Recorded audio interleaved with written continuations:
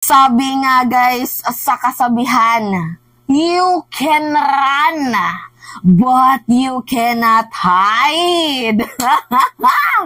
Yan po guys yung current situation ng isang taong diniklarang certified terrorist na si Arnie Teves na nagtatago doon sa ibang bansa dahil nga po sa meron siyang kasalanang ginawa dito sa bansang Pilipinas. So guys, arestado na po itong si Arnie Teves habang naggo-golf. Angas, no?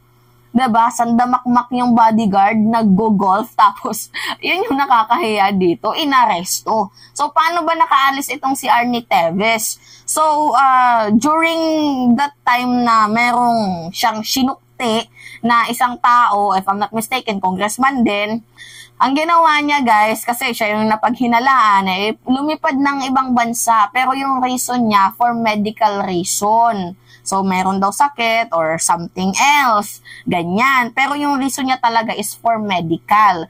So, nung umalis na siya ng bansa, yun na pala yun, guys. Yung huli niyang pagpapakita sa bansang Pilipinas, tumakas na pala siya. 'Di ba? Hindi na pala siya babalik. So parang for goods na siya doon sa sa Timor-Leste. But 'di ba, meron nga tayong cooperation sa international police lalo na't naglabas ng red notice. So ang international police guys ay hinuli itong si Teves doon sa Timor-Leste. O ngayon, Teves, dito mo sabihin na may presidente tayong adik. Di ba yun yung sabi niya na irereklamo niya daw si President Marcos dahil nga adik. So ngayon, dito mo yan sabihin. Dito mo din sabihin na corrupt si President Marcos as well as itong si House Speaker Martin Romualdez. Ano? Di ba? Di ba guys, sinabi niya yan nung kinabukasan after ng prayer rally doon sa sa Davao ni former President Duterte kasi nga nabanggit siya ni Basti ba or ni Pulong if I'm not mistaken. Yung kagaya ng ginawa nyo kay Teves, ganyan-ganyan. So ang ginawa naman ni Teves, abay sinunggaban din. O ano ngayon, 'di ba? Adik-adik ka pang nalalaman ha. Huli ka. Kasi guys, if I'm not mistaken din, yung presidente ng Timor-Leste ay bumisita kay President Marcos.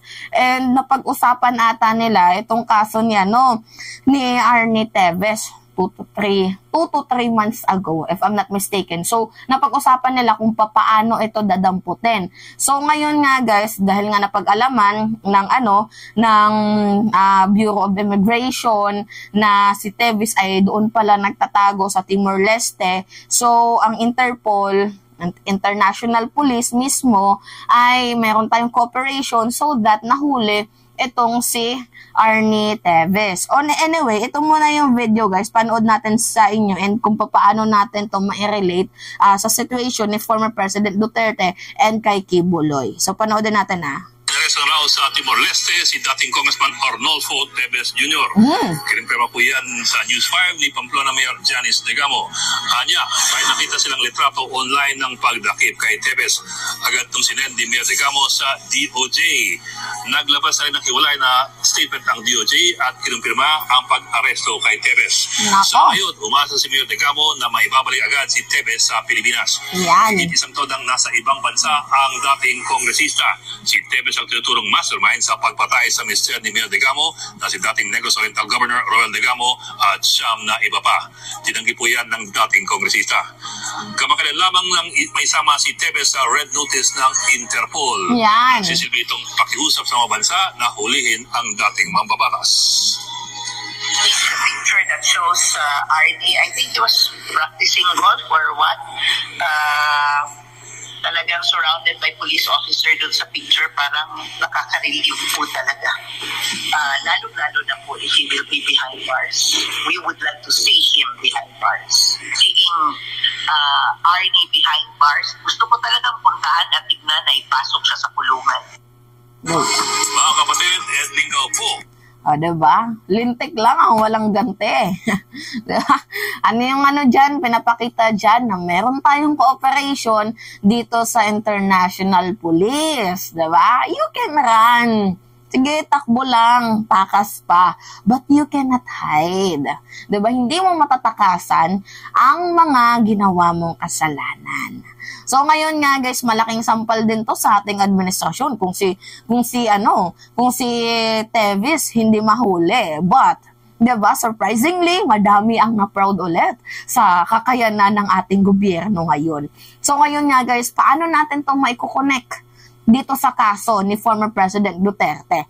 Even na hindi na po tayo kasali dito sa International Criminal Court, but nung time po yung nangyari, kasagsagan po ng 2017-2018, kung saan miyembro pa tayo, doon po naganap yung mga madudugong bloody drug war campaign ni former President Duterte. And kahit hindi na po tayo miyembro noon, meron pa din po tayong meron pa din po tayong sa kanila, 'di ba? Cooperation. Pero nung time nung 2018 at 2017 at 2018 na lamang po. Kasi nung 2019, wala na po tayo sa ICC na yan. Pero during nung nangyari po, yung madugong drug war campaign, miyembro pa tayo nun. So, meron po tayong cooperation pa din dito sa International Criminal Court if magsagawa sila ng investigation. And kapag meron na pong red notice na inilabas, and fortunately, 'di ba, na kunyari itong si former President Duterte ay lumipad ng ibang bansa, kahit saang bansa man siya mapunta, mayroon tayong Interpol. So kahit sabihin man ni President Marcos na hindi natin kinikilala ang jurisdiction, wala po siyang magagawa at the end of the day kapag naglabas na ng red notice, 'di ba? At kailangan na nating makipag-cooperate sa Interpol. Kasi hindi po tayo lang yung kamot ng kamot sa Interpol tapos hindi sila kakamot sa atin.